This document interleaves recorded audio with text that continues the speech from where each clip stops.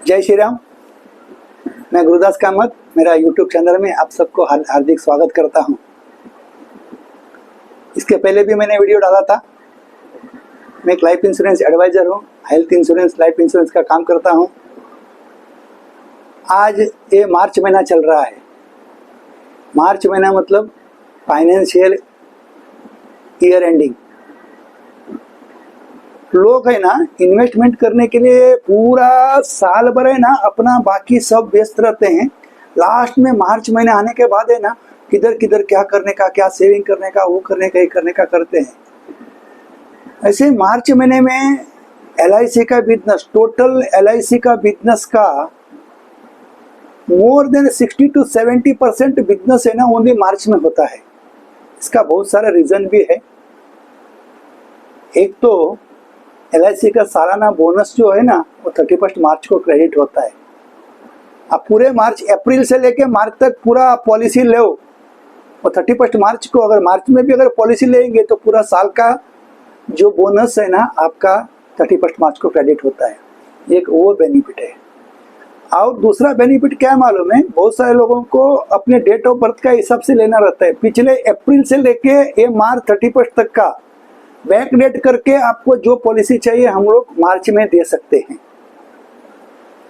और तीसरा बेनिफिट, कोई ना कोई इनकम टैक्स का सेविंग के लिए उनका कुछ एक टारगेट रहता है, इतना पैसा इधर डालना, इतना पैसा उधर डालना। ये करते करते है ना दिन निकल जाते हैं। मार्च महीने आता है पर मैंने कुछ नहीं किया, तो करने के लिए करते हैं। सेविंग करने के लिए बहुत सारा ऑप्शन है आज के लिए मार्केट में, मगर LIC एक ऐसी टूल है 1956 से लेकर आज तक। आप लोगों को भी उसका बहुत एक्सपीरियंस हुआ होगा, मैं जानता हूं, क्योंकि LIC एक ऐसी संस्था है मैच्योरिटी का 6 महीने पहले आपको लेटर भेजेगी, भाई साहब आपका पॉलिसी मैच्योरिटी हो गया, पैसा लेके जाओ। 2 दिन पहले मुझे एक अंकल ने फ़ोन किया था, उनको मेरा किसी ने रेफरेंस दिया था कि मुझे थोड़ा सिंगल इन्वेस्टमेंट करना है, क्योंकि मैं रिटायर हूँ, मैं सिंगल हूँ, मेरा वाइफ इस दुनिया में नहीं है, मेरे को बच्चे कोई नहीं है, मेरा कुछ फंड आने वाला है, तो मैं क्या करूँ करके मेरा दोस्त से मैंने सलाह ली।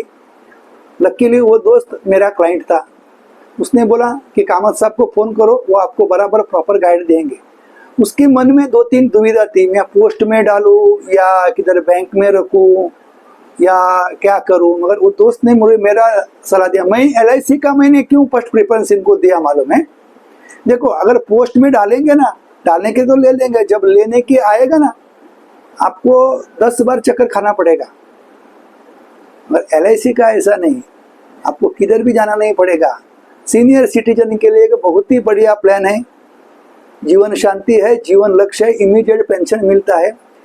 मैं वही प्लान उनको सीनियर सिटीजन को क्यों रेफर करता मालूम है, उन्होंने पूरे जिंदगी में जब से 20-25 साल से लेके उनके कैरियर में अपने फैमिली के लिए, अपने परिवार के लिए, अपने बच्चों के लिए पूरा सब कुछ करके लास्ट में कुछ जो बचा हुआ पूंजी रहता है ना, वो भी अगर वो बैंक में रखे और किधर दूसरा किधर जगह पे रखे तो वहां पर क्या होता है मालूम है, इमोशनल ब्लैकमेलिंग होती है। इमोशनल ब्लैकमेलिंग क्या होता है मालूम है, कोई बच्चे बोलते हैं पापा हम लोग कैसा करेंगे, वैसा करेंगे, उधर बिजनेस डालेंगे, थोड़ा पैसा शॉर्ट पड़ता है, आपका दे दो ना, बाद में हम ये करेंगे, घर का ही रहेगा।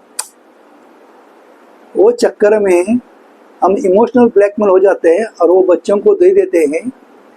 और जो जिंदगी भर आपको बच्चों के सामने आपने ऐसा हाथ करके बच्चों को दिया, बच्चों को ऐसा आशीर्वाद दिया, बाद में आपको उसी बच्चों के सामने ऐसा हाथ फैलाना पड़ेगा।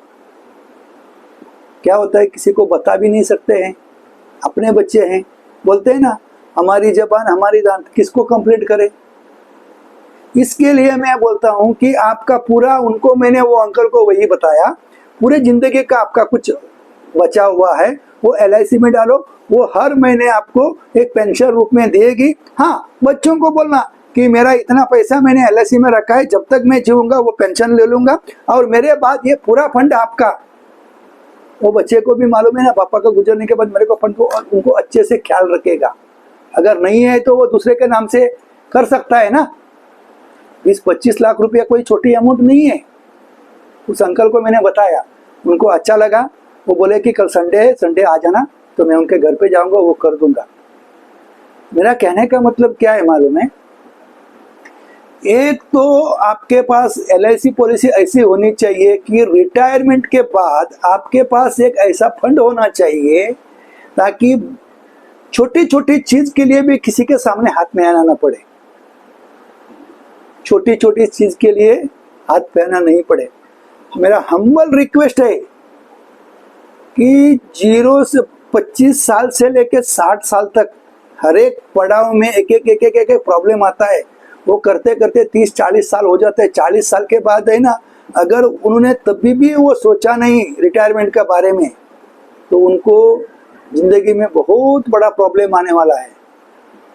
देखो, जब काम करता है, पैसा आता है, तो फर्क नहीं पड़ता है, चलो थोड़ा कुछ ये हो गया। मगर जब हमारा इनकम स्टॉप हो जाता है और शरीर साथ नहीं देता है, उस वक्त अगर आपके पास पैसा नहीं रहेगा, एम पावर बोलते हैं, एम पावर, या तो मसल्स पावर नहीं तो मनी पावर। रिटायरमेंट के बाद अगर वो दोनों नहीं रहेगा तो आपके इतने लाचार और कोई नहीं रहेगा। बहुत सारा उदाहरण दे सकता हूं, हमारे सर्कल में है, आपके सर्कल में भी ऐसे ही होंगे। इसके लिए हर एक के पास कुछ ना कुछ हो। जिस दिन तुमने जॉब पे लगा उस दिन से अपना रुपए में से 10 पैसा एक रिटायरमेंट फंड आप क्रिएट करो। आज की तारीख में हिंदुस्तान में ओनली 10% लोगों के पास वो रिटायरमेंट फंड है। वो कौन है? गवर्नमेंट नौकर है। 2005 के बाद गवर्नमेंट ने यह भी किया कि वो भी आपको अपना रिटायरमेंट का आपको ही देखना है, उनको वो भी नहीं मिलने वाला है। और तीसरा, सबसे मेरा चहीते मेरे सब माता बहनें, 8 मार्च जो है ना, जागतिक महिला दिन है। उस साल हर साल LIC जागतिक महिला दिन के साथ के लिए कुछ ना कुछ अच्छा सेविंग करती है। मेरा फेवरेट कंसेप्ट, मेरा टोटल कस्टमर का लिस्ट में देखेंगे ना, मैक्सिमम वुमेन्स रहेंगे, क्योंकि मैं हर साल वुमेन्स डे का ये कंसेप्ट होता है उसके ऊपर बहुत काम करता हूँ। मेरे को माता बहनों के ऊपर बहुत बहुत मतलब मैं उनके सामने नतमस्तक हो जाता हूँ। क्योंकि एक छोटा सा उदाहरण देता हूँ। देखो, एक किसी का घर में अगर एक लड़की पैदा होती है ना, हम लोग बोलते हैं लक्ष्मी आई, लक्ष्मी आई। असल में देखेगा तो लक्ष्मी का जिंदगी में क्या क्या होता है, कभी किसी ने सोचा है? जब तक वो शादी नहीं होती तो माँ बाप के संस्कार में, माँ बाप के अंडर ऐसा रहती है। शादी होने के बाद उसको अपने हस्बैंड को फॉलो करना मांगता है, वो हस्बैंड जो बोलेगा वैसा करना मांगता है। वो तो अपना हिंदुस्तान का कल्चर है। जब वो रिटायर हो जाती है, उसके पास काम करने को ताकत नहीं, वो बूढ़ी हो जाती है ना, पूरी जिंदगी अपने फैमिली के लिए करके लास्ट में उसको बच्चों के पास मांगना पड़ता है। हमारा इधर है ना, हम बोलते हैं कि लेडीज फर्स्ट, मगर हमारा देश पुरुष प्रधान है। मतलब कर्ता आदमी है ना, पुरुष है। अगर पुरुष अगर रिटायर हो गया ना, फिर भी वो बैठा बैठा सब करा लेता है। बच्चों के पास बोलो या वाइफ के साथ बोलो, किसी के पास करा लेता है, मगर वो लेडी नहीं करा सकती है। मगर मैं आपको एक बात बताता हूँ, हर घर की बात है, मेरी घर की बात भी ऐसा ही है। मेरे घर में सुबह 6 बजे पानी आता है, मेरी वाइफ 5:30 बजे उठती है। हम लोग आराम से उठते हैं 7-7:30 बजे, हमारा काम किया और अपना जो भी है बैग लिया, ऑफिस चला गया। जाते जब भी हमको सुबह नाश्ता वो वाइफ बना के देती है, जाने के लिए हमको डब्बा वाइफ बना के देती है। वो खाती है कि नहीं खाती हमको मालूम नहीं। कभी कभी वो दोपहर को है ना भूखा सो जाती है। डब्बा बनाया, नाश्ता बनाया, डब्बा दिया, बच्चों को भेजा, मेरे को भेजा, सब कुछ भेजा। दोपहर को उसके लिए वो कभी कभी खाना ही नहीं बनाते, जो बचा कुचा खाया और सो गई। रात को हम लोग आते हैं, शाम को हम लोग आने के बाद भी, हाँ हम लोग आए, फ्रेश हो गया, चलो चाय पियोगे, कुछ करेंगे, ये करेंगे। फिर धीरे धीरे वो हम लोग के लिए खाना बनाएगी। खाना गिना सब कुछ होने के बाद हम लोग सब खाने के बाद वो खाना खाने के लिए बैठेंगे। मैं कितना बार बोलता हूँ साथ में बैठे, नहीं नहीं नहीं तुम लोग खाओ, मेरे को काम है। बर्तन मांजना, झाड़ू पोछा करना, हमारा कपड़ा धोना, हमारा कपड़े का इस्त्री करना, हम लोग को डब्बा बना के देना, ये सारा चीज हमारी वाइफ करती है, जैसे भी आप लोग का घर में वो करती है। उल्टा जो काम पे जाने वाली लेडीज है ना, जो जो जॉब करती है, बेचारा उनकी तो और भी बदतर हालत है। क्योंकि क्या है, उनको अपना जॉब का भी देखना है और घर का भी देखना है, बच्चों का भी देखना है, अपना हस्बैंड का भी देखना है। बेचारे बुरा लगता है। मेरे घर है ना, मेरा घर स्टेशन के पास में ही है। खिड़की खोले ना पीछे बाजू का, शाम का टाइम पे वो लेडीज, सुबह का टाइम पे जो ऑफिस जाने के लिए वो लेडीज ऐसे ऐसे भाग के जाते हैं, क्योंकि 1 मिनट निकल गया ना वो ट्रेन छूट जाती है। विरार से टाना, दादर, अंधेरी जाना, ट्रेन में आना शाम का टाइम पे कितना तकलीफ, इतना तकलीफ उठा के घर पे आके आते जब भी वो स्टेशन से चलते जाती है। क्योंकि क्या, बीच बीच में भाजी की जी वेजिटेबल्स वो सब लेके जाने के लिए, वो लेके जाके अपना घर में खाना बनाएगी, सबको खाना परोसेगी, फिर सबका होने के बाद बर्तन गिर्तन मान के वो सोएगी, सुबह में वापस जल्दी उठेगी। इतना सब करके जब बुढ़ापे में अगर उसके पास कुछ नहीं रहेगा ना, वो जो भी कमा के लाती है ना, वो अपने लिए नहीं रखती है, अपना बच्चों को जो मांगते हैं वो ला के देती है, पति को कुछ सपोर्ट करती है, कुछ हाउसिंग लोन है, ये है वो है, उसको बोलती है तुम ये काम करो, तुम लोन का पैसा भरो, ये मेरे पैसे से मैं घर चलाती हूँ। इतना सब करने के बाद वो कभी अपने बारे में नहीं सोचती है। इसके लिए मैं जिधर भी जाऊं, पहला वो लेडीज का एक रिटायरमेंट के लिए, उसको बुढ़ापे के लिए 10 से 15 लाख का वो बंदोबस्त करने का मैं पहले बात करता हूँ। इसके लिए मेरा हम्बल रिक्वेस्ट है। और भी आज 14 तारीख है, और भी 15-16 दिन है। जिसने भी मेरा वीडियो देखा है, मुझे कॉल करो, मुझे मैसेज करो, मैं आपको वो करके दूंगा। और तीसरा, एक हेल्थ इंश्योरेंस का बारे में। हेल्थ इंश्योरेंस एक ऐसी आज ज़रूरत की चीज़ बन गई है, क्योंकि अगर मेडिक्लेम नहीं रहेगा, किसी परिवार का बंदा, अगर कोई एक बंदा भी अगर हॉस्पिटल में एडमिट हो गया, पूरे परिवार का फाइनेंशियली, फिजिकली, मेंटली पूरा फैमिली डिस्टर्ब हो जाती है। हमारी पूरी की पूरी जिंदगी की जमा पूंजी एक हॉस्पिटलाइजेशन में चला जाता है।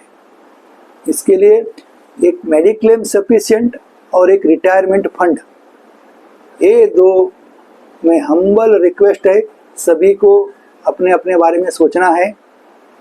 जो भी करना चाहते हैं, मेरे से मिलना चाहते हैं, बहुत सारा चीज़ है, बहुत सारा चीज़ है। मैं वीडियो में सारा कुछ आपको नहीं दे सकता हूँ, पर्सनली 1 to 1 मिलके आपको सब बता सकता हूँ। इसके लिए हम्बल रिक्वेस्ट, प्लीज़ प्लीज़ अपना एक पोर्टफोलियो देखिए, मेरा पैसा कहाँ से मैं बचा सकता हूँ। आज लोग क्या बोलते हैं, बचाने के लिए पैसा बचता नहीं, बचता है कि नहीं बचता है वो मायने नहीं रखता है। आदमी जितना कमाता है ना वो इम्पोर्टेंट नहीं है, कितना बचाता है वो इम्पोर्टेंट है। कितना बचाता है वो इम्पोर्टेंट है। क्योंकि क्या है, एक बंदा 10,000 रुपये कमा रहा है, एक बंदा 50,000 रुपये कमा रहा है। 10,000 रुपये कमा रहा है ना, वो महीने का 500 रुपये बचाता है, और 50,000 रुपये कमाता है ना, वो कुछ बचाता नहीं है। उसका लिविंग स्टाइल हाई है, वो भी नहीं उसको पूरता है। और 10-15 साल के बाद है ना, ये 10,000 कमाने वाला है ना, उसके पास बैंकों में लाखों में रुपए हो गए और उसके पास कुछ नहीं होगा। इसके लिए बचत ही आदमी को बचाता है। मैं फिर से दोहराता हूँ, बचत ही आदमी को बचाता है। इसके लिए अपने बचत के बारे में सोचिए और मुझे कॉल कीजिए, मैं आपको सेवा दे दूंगा। जय श्री राम। 31 मार्च तक जितना भी लोग मुझे बुलाएंगे मैं उनके पास जाऊंगा। और किसका मेडिक्लेम नहीं है, किसका ये नहीं। कभी कभी क्या होता है, किसी को पुराना पॉलिसी के बारे में भी कुछ सर्विसिंग का काम भी रहता है। किसी का पॉलिसी बंद पड़ा है, किसी का मैच्योरिटी नहीं मिला है, किसी का मनी बैक का पैसा नहीं मिला है, कुछ भी रहेगा, मैं वन शॉट आपके पास जाऊंगा, वो आपको पूरा काम करके दूंगा। इसके लिए चिंता करने की ज़रूरत नहीं। मेरे साथ जुड़े रहिए। मेरा यूट्यूब चैनल अभी तक आप लोगों ने सब्सक्राइब नहीं किया तो आज ही कीजिए। मैं अच्छे अच्छे वीडियो भी डालूंगा, अच्छी अच्छी जानकारी भी दूंगा। बहुत सारा वीडियो मेरा डाला हुआ है, बहुत सारा वीडियो कोंकणी में है, क्योंकि मदर टंग मेरा कोंकणी है। इधर मैं मंदिर में जाता हूँ, फंक्शन में जाता हूँ, वहाँ का वीडियो मैं कोंकणी में डालता हूँ। हाँ, जय श्री राम, भगवान सबको अच्छा करे। और हमारा ये 19 तारीख को हमारा हिंदू संस्कृति का नया साल आने वाला है, उसके भी हार्दिक शुभकामनाएं देता हूँ। रामनवमी आ रही है, रामनवमी के भी हार्दिक शुभकामनाएं देता हूँ। जय श्री राम।